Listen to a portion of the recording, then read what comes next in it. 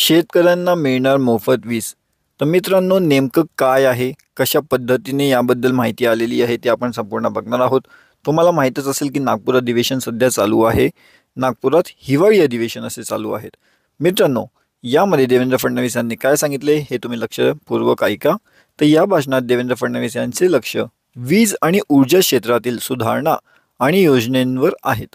ते सांगतात की 2026 किंवा 2027 नंतर सौर कृषी वाहिनीद्वारे वीज खरेदीत 10,000 कोटी रुपयांची बचत होईल आणि क्रॉस सबसिडीला 5,000 कोटी रुपयांची बचत होईल.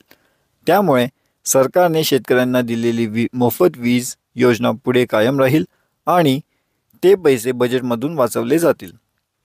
फडणवीसांनी पुढे सांगतात की सौर ऊर्जा पंप योजना मोठ्या गतीने राबवली जात आहे.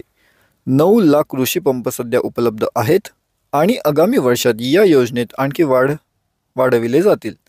नवीन कनेक्शनसाठी सौर पंपाची योजना दिली जात आहे आणि शेतकऱ्यांना 3 महिन्यांचा आत कनेक्शन दिले जाईल. ते सांगतात की यापूर्वी ऊर्जा क्षेत्रात मोठ्या प्रमाणात सुधारणा करण्यात आल्या आहेत. त्यामध्ये सौर पंपाची योजना, ऊर्जा संचय स्टोरेज योजना याचा समावेश आहे. सध्या राज्याच्या ऊर्जा क्षमता 44,000 मेगावॅट आहे आणि आगामी करार 54,000 मेगावॅटच्या आहेत. यामुळे राज्यात 16% अपारंपरिक ऊर्जा निर्माण होत आहे.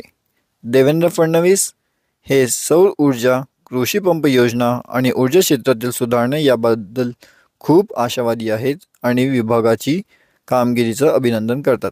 तर मित्रांनो, ही होती सर्वात महत्त्वाची माहिती जी देवेंद्र फडणवीस साहेब यांनी सांगितलेली आहे.